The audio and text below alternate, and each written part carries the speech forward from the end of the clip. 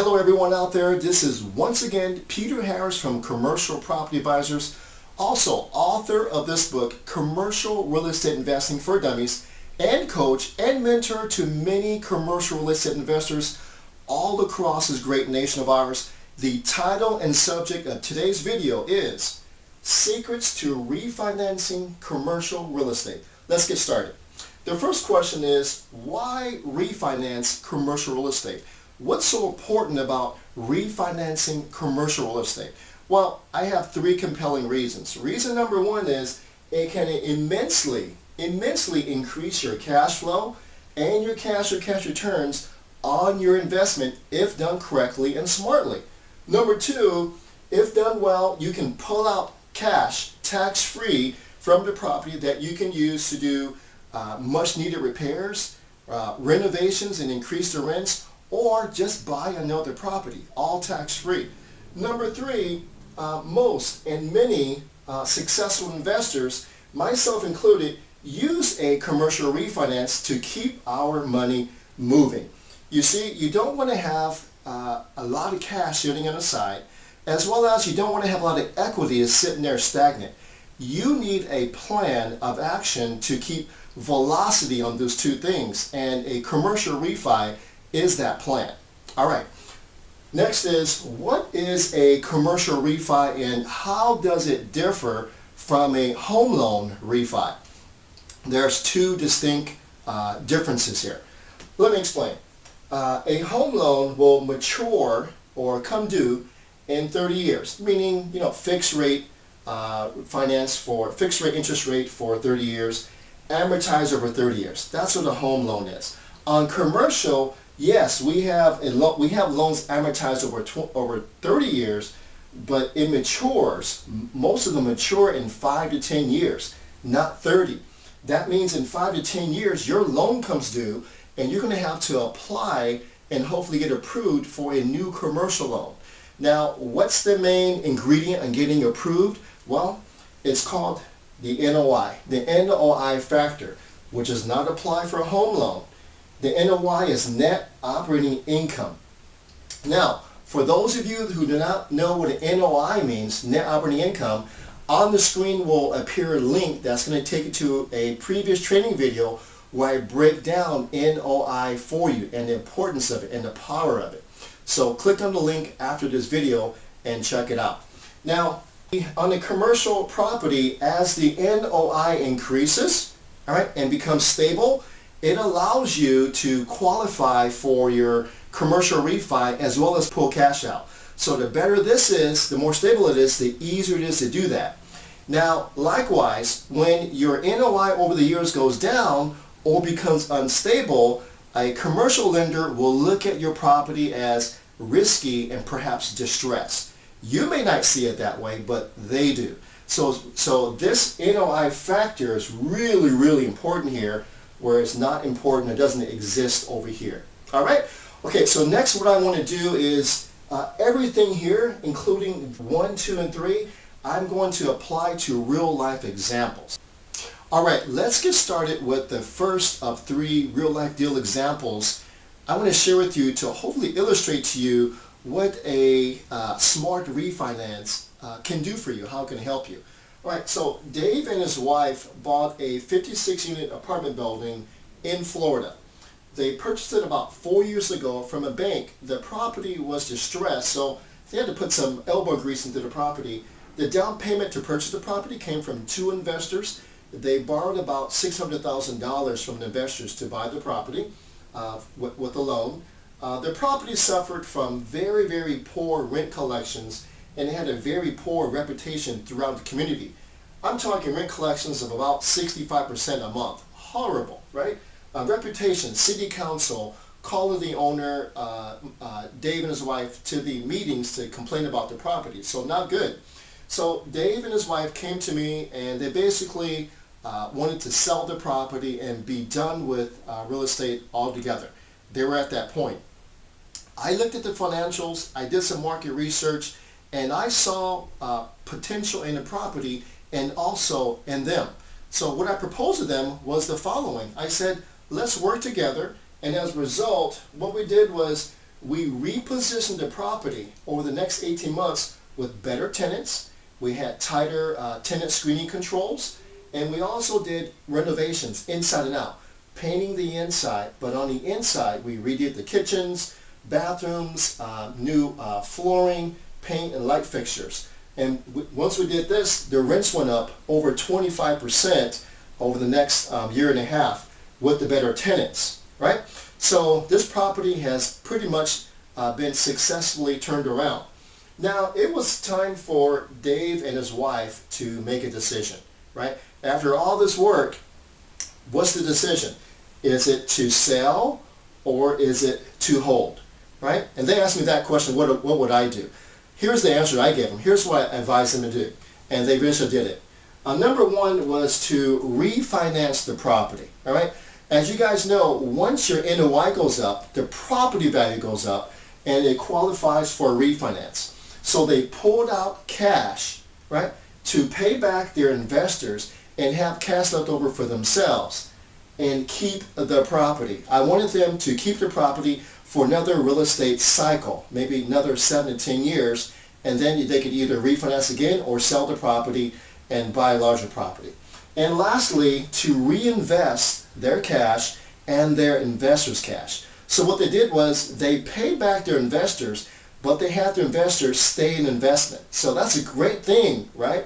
So pretty much their investors have no money in, but they maintain ownership. That's a very good thing. All right, so this is what they did. And the result was Dave now has a happy wife. And we all know that if you invest with your wife and she's happy, that's a good thing and a very important thing for those of you that are married. And we have now pleased investors. They both have cash now, and they now have a renewed confidence. Dave and his wife now are full-time real estate syndicators now in this state, so they're doing quite well, right? So what's the lesson here? After all this here, what's the lesson? The lesson is to get a coach. But seriously, Dave sought out help, and he worked his butt off. He worked his butt off, he and his wife, right? So the lesson here is to get help, to work your butt off once you see the potential, right? And then do a refi, because cash pleases everyone. All right, so I hope you understood this one and the power and the significance of commercial refinance. All right, here's example number 2. I'm sure some of you can relate to this situation. This is Daryl's situation. He's been in sales for 28 years. He's really good at it. He works these crazy long hours, and quite frankly, he's tired.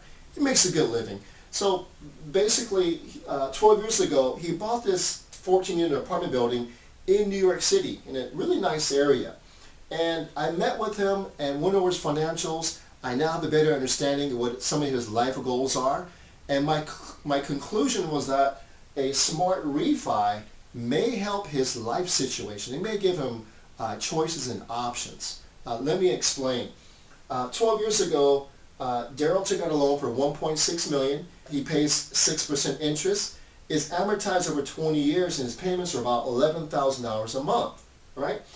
So this means that, he's owned it for 12 years. It's amortized over 20. That means in another 8 years, he will have a property that's free and clear, paid for with no mortgage. So the cash flow would just, shoot through the roof. The only issue here is he would have to work at his job another 8 years.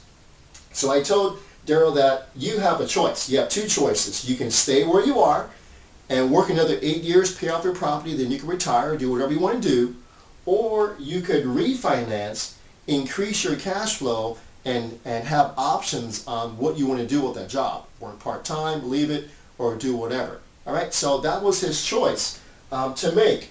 Let me go over the refi situation with you. So Daryl would refi at the new loan balance, right, at $800,000 at 5%, so the interest rate dropped. We're going to do a 30-year amortization. It drops his payments to $4,000 a month. That's a $7,000 a month difference, or an increase in cash flow, right? So his cash flow increase per year is $84,000 a year, right? 7,000 times 12, $84,000 a year. So now with that increased cash flow in the property, if he were to refi, he has choices and options now So his choices were, does he stay where he is, another 8 years at the job, or does he refinance and perhaps work part-time or pursue something else because now he has a decent income. All right, so this example isn't about what you should do, right? It's more of a question about what you would do. If you were in Daryl's situation, what would you do? That's my question to you, right? So are you willing to work another 8 years and have a property that's free and clear, sacrifice those 8 years, bust your butt at the job another 8 years, or would you rather enjoy life today and do a refinance and work less hours or pursue something else? All right, so that's the one here. So what would you do in this situation? I'd like to hear from you. All right, here's the third and last example, and I'm hoping that the first two examples you can see the impact of what a smart refi can do for you. All right, the third example is Alan and Myra. They own a shopping center in Midtown, and it's been in their family for years. And the greatest part about this shopping center is the location. Absolutely the best location. Here's their situation. Their loan matures next year, meaning that next year they're going to have to get a new loan. And hopefully the property will qualify for that new loan, the refinance. Now, if you recall, a few minutes ago, I talked about the importance of the NOI. You see, when you refinance a home loan, the lender will look at comparable sales to come up with a loan amount for your home loan refi. In a commercial property, they will do that. They will do the same thing, but the added component is they will look at the health of the NOI, the net operating income of the property. Okay, so in this case, that's the problem. You see, Alan has about 3,000 square feet in the shopping center that's vacant. And the reason why it's vacant is not because there's no demand for his space, it's because he's lazy. That's it, because he's lazy. His second issue is that he has tenant issues. It seems that some tenants will pay when they want and whatever amount they want. And that's not good business. And it's because of Alan's laziness, basically. So what do these two things equate to? They equate to an NOI that's insufficient. All right. So I told Alan that most likely your refinance loan is not going to get qualified or approved for the amount that you want.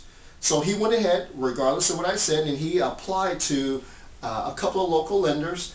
And one lender came back and said, yeah, we'll do the loan, but they gave him awful terms. I'm talking really high interest rate. They wouldn't put money in escrow. Amortization was awful, so he couldn't do the loan. And the reason why is because that lender saw Alan and Myra's property as high risk. And the reason why it's high risk is because of the high vacancy and the low NOI.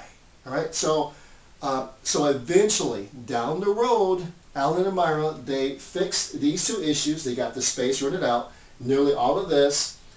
They addressed this issue, and eventually they were able to get a new loan in the nick of time. I'm talking 1 month before the loan expires, they were able to close on their refinance loan. All right, so what's the lesson here? There's two lessons here. The first lesson is, for a commercial property, always run a tight ship because there's always a refinance on the horizon. All right, so always run a tight ship because down the road, there's a refi, and you're going to make sure that the properties run well. Run a tight ship. Number two, and I can't stress this enough, if you want to do the best refi, is keep your eye on the NOI. All right? Can't stress that more than enough. All right, next, allow me to summarize real quick with 3 points, secrets to refinancing commercial real estate. Number one is, use your commercial refi as a repositioning tool. What I mean by that is, by now you understand that as you increase the performance of the property, you can pull out cash. You can use that pulled out cash to repay yourself, repay investors, and eventually to buy more property. This right here not only allows you to further your journey, it will also take you to new heights in your investing career. Number two, I want you to look at your commercial refi as a way to increase cash flow. Let me ask you a question. What's the best indicator for reaching financial freedom? It's not net worth, it's not equity, it is cash flow, period, right? So I want you to look at your refi as a way to increase your cash flow. A mentor of mine, name is Jim Rohn, you probably heard of him. He gave me this quote early on, and it really stuck in me. It says, your income needs to exceed your outgo. And we do that with commercial real estate, buying smart, operating well, and having a great exit strategy such as refinancing.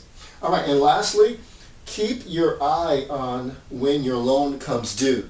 From the last example, you understand that now, because when I say keep your eye, what I mean by that is keep your eye on the property condition. Curb appeal is really, really important for a lender. If you were to drive by the property with the kids in the car, and you look at the property, would you want your kids to live there? Okay? If yes, the curb appeal is great. If not, you got work to do. Secondly, occupancy.